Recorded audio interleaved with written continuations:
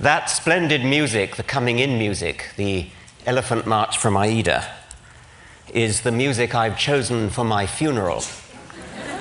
And you can see why it's triumphal. I won't feel anything, but if I could, I would feel triumphal at having lived at all, and at having lived on this splendid planet, and having been given the opportunity to understand something about why I was here in the first place before not being here. Can you understand my quaint English accent? Okay. Like everybody else, I was entranced yesterday by the animal session, Robert Full and Franz Lanting and others, the beauty of the things that they showed. The only slight jarring note was when Jeffrey Katzenberg said of the Mustang, the most splendid creatures that God put on this earth. Now, of course, we know that he didn't really mean that, but in this country at the moment, you can't be too careful. I'm a biologist, and the central theorem of our subject, the theory of design, Darwin's theory of evolution by natural selection, in professional circles everywhere, it's of course universally accepted. In non-professional circles outside America, it's largely ignored. But in non-professional circles within America, it arouses so much hostility that it's fair to say that American biologists are in a state of war. The war is so worrying at present, with court cases coming up in one state after another, that I felt I had to say something about it. If you want to know what I have to say about Darwinism itself, I'm afraid you're going to have to look at my books, which you won't find in the bookstore outside. Contemporary court cases often concern an allegedly new version of creationism called intelligent design, or ID. Don't be fooled. There's nothing new about ID. It's just creationism under another name. Rechristened, I choose the word advisedly, for tactical political reasons. The arguments of so-called ID theorists are the same old arguments that have been refuted again and again since Darwin down to the present day. There is an effective evolution lobby coordinating the fight on behalf of science, and I try to do all I can to help them, but they get quite upset when people like me dare to mention that we happen to be atheists as well as evolutionists. They see us as rocking the boat, and you can understand why. Creationists, lacking any coherent scientific argument for their case, fall back on the popular phobia against atheism. Teach your children evolution in biology class, and they'll soon move on to drugs, grand larceny, and sexual perversion.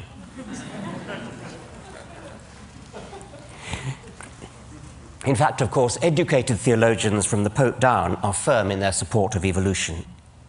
This book, Finding Darwin's God, by Kenneth Miller, is one of the most effective attacks on intelligent design that I know, and it's all the more effective because it's written by a devout Christian.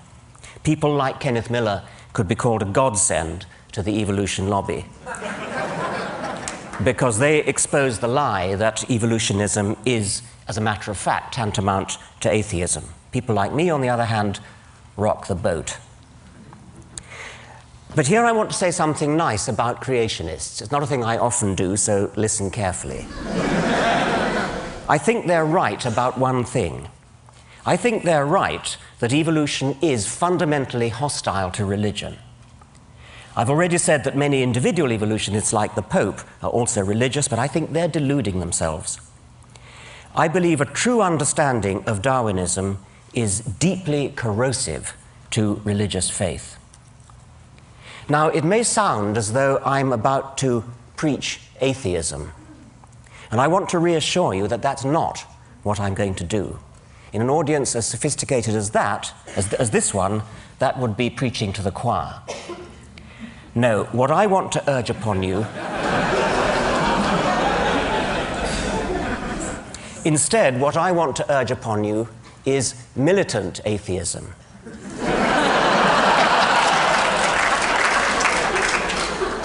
But that's putting it too negatively.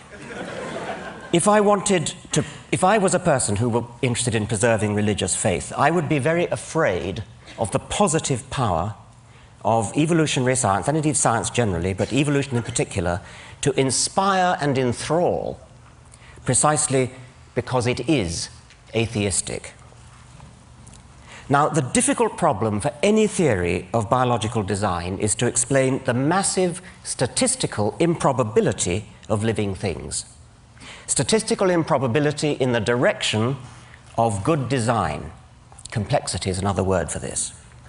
The standard creationist argument, there is only one, they all reduce to this one, takes off from statistical improbability. Living creatures are too complex to have come about by chance, therefore they must have had a designer. This argument, of course, shoots itself in the foot. Any designer capable of designing something really complex has to be even more complex himself. And that's before we even start on the other things he's expected to do, like forgive sins, bless marriages, listen to prayers, favor our side in a war, disapprove of our sex lives, and so on. Complexity is the problem that any theory of biology has to solve. And you can't solve it by postulating an agent that is even more complex, thereby simply compounding the problem. Darwinian natural selection is so stunningly elegant because it solves the problem of explaining complexity in terms of nothing but simplicity. Essentially, it does it by providing a smooth ramp of gradual, step-by-step increment. But here I only want to make the point that the elegance of Darwinism is corrosive to religion precisely because it is so elegant, so parsimonious, so powerful, so economically powerful. It has the sinewy economy of a beautiful suspension bridge. The God theory is not just a bad theory, it turns out to be in principle incapable of doing the job required of it. So returning to tactics and the evolution lobby, I want to argue that rocking the boat may be just the right thing to do. My approach to attacking creationism is unlike the evolution lobby. My approach to attacking creationism is to attack religion as a whole. And at this point, I need to acknowledge the remarkable taboo against speaking ill of religion. And I'm going to do so in the words of the late Douglas Adams, a dear friend who, if he never came to TED, certainly should have been invited. He was? He was, good. I thought he must have been. He begins this speech, which was tape-recorded in Cambridge shortly before he died. He begins by explaining how science works through the testing of hypotheses that are framed to be vulnerable to disproof.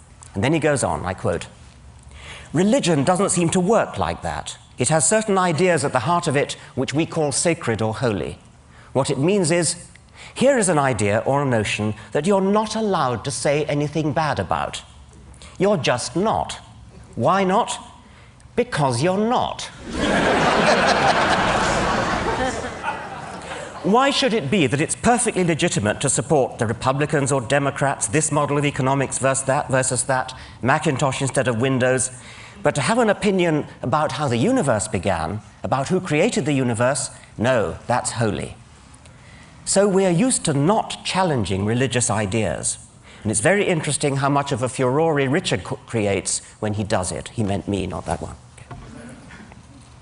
Everybody gets absolutely frantic about it, because you're not allowed to say these things. Yet when you look at it rationally, there is no reason why those ideas shouldn't be as open to debate as any other, except that we've agreed somehow between us that they shouldn't be. Well, that's the end of the quote from Douglas. In my view, not only is science corrosive to religion, religion is corrosive to science. It teaches people to be satisfied with trivial, supernatural non-explanations and blinds them to the wonderful real explanations that we have within our grasp. It teaches them to accept authority, revelation, and faith, instead of always insisting on evidence. There's Douglas Adams' magnificent picture from his book, Last Chance to See. Now, there's a typical scientific journal, the Quarterly Review of Biology, and I'm going to put together, as guest editor, a special issue on the question, did an asteroid kill the dinosaurs? And the first paper is a standard scientific paper presenting evidence. Iridium layer at the KT boundary, potassium-argon dated crater in Yucatan, indicate that an asteroid killed the dinosaurs. Perfectly ordinary scientific paper. Now the next one. The President of the Royal Society has been vouchsafed a strong inner conviction that an asteroid killed the dinosaurs. It has been privately revealed to Professor Huxtane that an asteroid killed the dinosaurs. Professor Haldley was brought up to have total and unquestioning faith that an asteroid killed the dinosaurs. Professor Hawkins has promulgated an official dogma binding on all loyal Hawkinsians that an asteroid killed the dinosaurs. That's inconceivable, of course. But suppose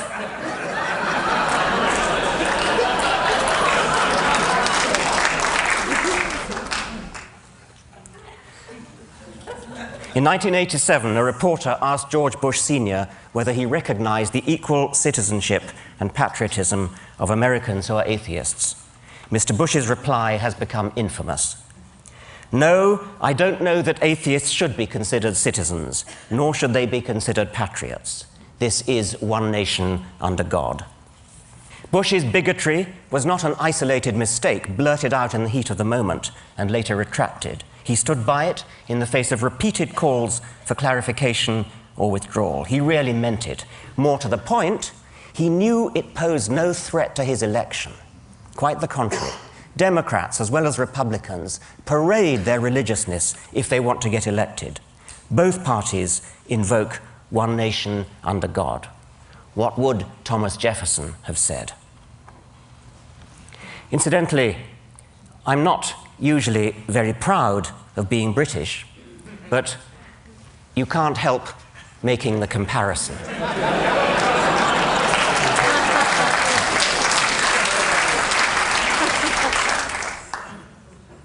In practice, what is an atheist? An atheist is just somebody who feels about Yahweh the way any decent Christian feels about Thor or Baal or the golden calf.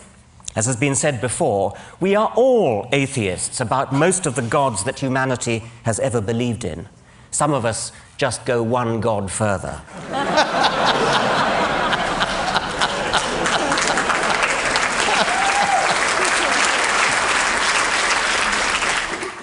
And however we define atheism, it's surely the kind of academic belief that a person is entitled to hold without being vilified as an unpatriotic, unelectable non-citizen. Nevertheless, it's an undeniable fact that to own up to being an atheist is tantamount to introducing yourself as Mr. Hitler or Miss Beelzebub. And that all stems from the perception of atheists as some kind of weird, way-out minority.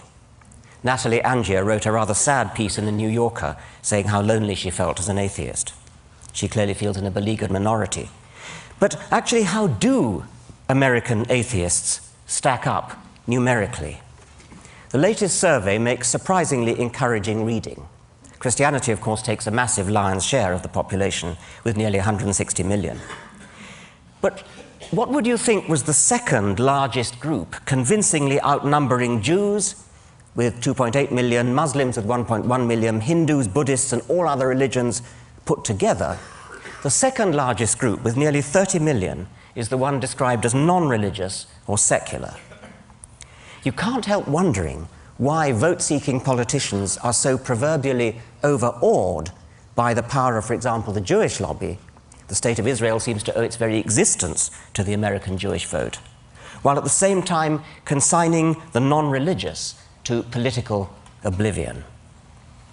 This secular non-religious vote, if properly mobilized, is 9 times as numerous as the Jewish vote.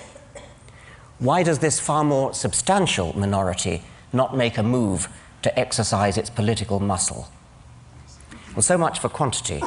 How about quality? Is there any correlation, positive or negative, between intelligence and tendency to be religious?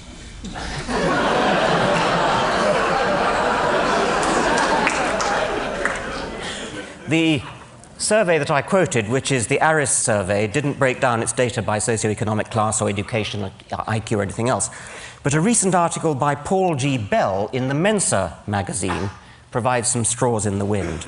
Mensa, as you know, is an international organization for people with very high IQ. And from a meta-analysis of the literature, Bell concludes that, I quote, of 43 studies carried out since 1927 on the relationship between religious belief and one's intelligence or educational level, all but 4 found an inverse connection. That is, the higher one's intelligence or educational level, the less one is likely to be religious. Well, I haven't seen the original 42 studies, and I can't comment on that meta-analysis, but I would like to see more studies done along those lines. And I know that there are, if I could put a little plug here, there are people in this audience easily capable of financing a massive research survey to settle the question. And I put the suggestion up for what it's worth. But let me now show you some data that have been properly published and analyzed on one special group, namely top scientists.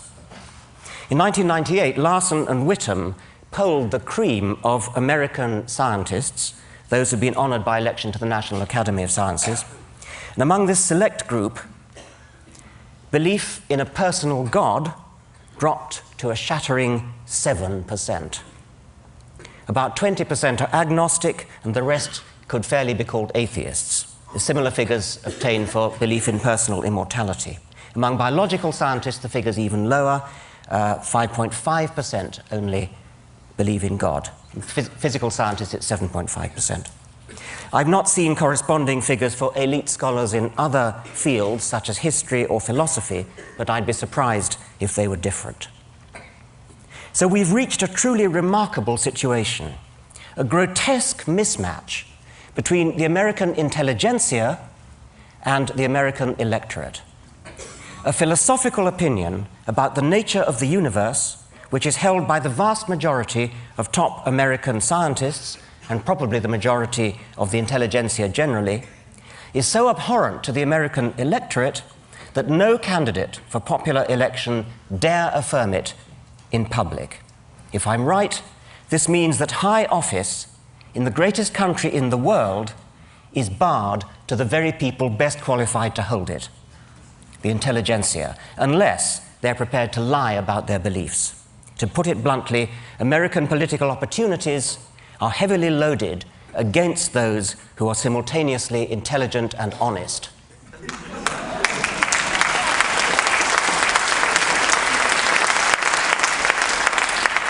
I'm not a citizen of this country, so I hope it won't be thought unbecoming if I suggest that something needs to be done. And I've already hinted what that something is. From what I've seen of TED, I think this may be the ideal place to launch it. Again, I fear it will cost money.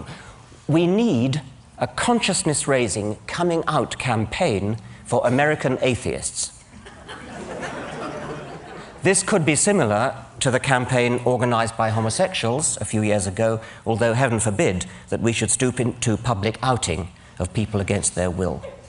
In most cases, people who out themselves will help to destroy the myth that there is something wrong with atheists. On the contrary, they'll demonstrate that atheists are often the kinds of people who could serve as decent role models for your children, the kinds of people an advertising agent could use to recommend a product, the kinds of people who are sitting in this room. There should be a snowball effect, a positive feedback, such that the more names we we have, the more we get. There could be nonlinearities, threshold effects. When a critical mass has been obtained, there's an abrupt acceleration in recruitment. And again, it will need money. I suspect that the word atheist itself contains or remains a stumbling block, far out of proportion to what it actually means, and a stumbling block to people who otherwise might be happy to out themselves. So what other words might be used to smooth the path, oil the wheels, sugar the pill? Darwin himself preferred agnostic, and not only out of loyalty to his friend Huxley, who coined the term. Darwin said, "I have never been an atheist in the same sense of denying the existence of a God. I think that generally an agnostic would be the most correct description of my state of mind." He even became uncharacteristically tetchy with Edward Aveling. Aveling was a militant atheist who failed to persuade Darwin to accept the dedication of his book on atheism, incidentally giving rise to a fascinating myth that Karl Marx tried to dedicate Das Kapital to Darwin, which he didn't. It was actually Edward Aveling. What happened was that Aveling's mistress was Marx's daughter, and when both Darwin and Marx were dead, Marx's papers became muddled up with Aveling's papers, and a letter from Darwin saying, "My dear sir, thank you very much, but I don't want you to dedicate your book to me," was mistakenly supposed to be addressed to Marx. And that gave rise to this whole myth, which you've probably heard, it's sort of urban myth, that Marx tried to dedicate Capital to Darwin. Anyway, it was Aveling, and when they met, Darwin challenged Aveling. "Why do you call yourselves atheists?" "Agnostic," retorted Aveling, "was simply atheist writ respectable, and atheist was simply agnostic writ aggressive." But Darwin complained, "But why should you be so aggressive?" Darwin thought that atheism might be well and good for the intelligentsia, but that ordinary people were not, quote, ripe for it, which is, of course, our old friend, the don't rock the boat argument. It's not recorded whether Aveling told Darwin to come down off his high horse. But in any case, that was more than 100 years ago. You'd think we might have grown up since then. Now, a friend, an intelligent, lapsed Jew, who incidentally observes the Sabbath for reasons of cultural solidarity, describes himself as a tooth fairy agnostic. He won't call himself an atheist because it's in principle impossible to prove a negative, but agnostic on its own might suggest that God's existence was therefore on equal terms of likelihood as his non-existence. And so my friend is strictly agnostic about the tooth fairy, but it isn't very likely, is it? Like God. Hence the phrase tooth fairy agnostic. Bertrand Russell made the same point using a hypothetical teapot in orbit about Mars. You strictly have to be agnostic about whether there is a teapot in orbit about Mars, but that doesn't mean you treat the likelihood of its existence as on all fours with its non-existence. The list of things which we strictly have to be agnostic about doesn't stop at tooth fairies and teapots, it's infinite. If you want to believe one particular one of them, unicorns or tooth fairies or teapots or Yahweh, the onus is on you to say why. The onus is not on the rest of us to say why not. We who are atheists are also a-fairists and a-teapotists. But we don't bother to say so. And this is why my friend uses tooth fairy agnostic as a label for what most people would call atheist. Nonetheless, if we want to attract deep down atheists to come out publicly, we're going to have to find something better to stick on our banner than tooth fairy or teapot agnostic. So how about humanist? This has the advantage of a worldwide network of well-organized associations and journals and things already in place. My problem with it is only its apparent anthropocentrism. One of the things we've learned from Darwin is that the human species is only one among millions of cousins, some close, some distant. And there are other possibilities like naturalist, but that also has problems of confusion because Darwin would have thought naturalist. Naturalist means, of course, as opposed to supernaturalist, and it is used sometimes. Darwin would have been confused by the other sense of naturalist, which he was, of course, and I suppose there might be others who would confuse it with nudism. Such people might be those belonging to the British lynch mob, which last year attacked a paediatrician in mistake for a paedophile.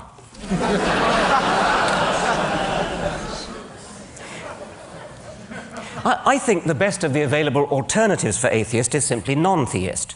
It lacks the strong connotation that there's definitely no God, and it could therefore easily be embraced by teapot or tooth fairy agnostics. It's completely compatible with the God of the physicists. When atheists like Stephen Hawking and Albert Einstein use the word God, they use it, of course, as a metaphorical shorthand for that deep, mysterious part of physics which we don't yet understand. Non-theist will do for all that, yet unlike atheist, it doesn't have the same phobic, hysterical responses. But I think, actually, the alternative is to grasp the nettle of the word atheism itself, precisely because it is a taboo word, carrying frissons of hysterical phobia. Critical mass may be harder to achieve with the word atheist than with the word non-theist, or some other non-confrontational word. But if we did achieve it with that dread word, atheist itself, the political impact would be even greater. Now, I said that if I were religious, I'd be very afraid of evolution. I go further. I would fear science in general if properly understood. And this is because the scientific worldview is so much more exciting, more poetic, more filled with sheer wonder than anything in the poverty-stricken arsenals of the religious imagination. As Carl Sagan, another recently dead hero, put it, how is it that hardly any major religion has looked at science and concluded, this is better than we thought? The universe is much bigger than our prophets said, grander, more subtle, more elegant. Instead, they say, no, no, no, my God is a little God, and I want him to stay that way. A religion, old or new, that stressed the magnificence of the universe as revealed by modern science might be able to draw forth reserves of reverence and awe hardly tapped by the conventional faiths. Now, this is an elite audience, and I would therefore expect about 10% of you to be religious. Many of you probably subscribe to our polite cultural belief that we should respect religion. But I also suspect that a fair number of those secretly despise religion as much as I do. If you're one of them, and of course many of you may not be, but if you are one of them, I'm asking you to stop being polite, come out and say so. And if you happen to be rich, give some thought to ways in which you might make a difference. The religious lobby in this country is massively financed by foundations, say nothing of all the tax benefits, by foundations such as the Templeton Foundation and the Discovery Institute. We need an anti-Templeton to step forward. If my books sold as well as Stephen Hawking's books, instead of only as well as Richard Dawkins' books, I'd do it myself. People are always going on about how did September the 11th change you? Well, here's how it changed me. Let's all stop being so damned respectful. Thank you very much.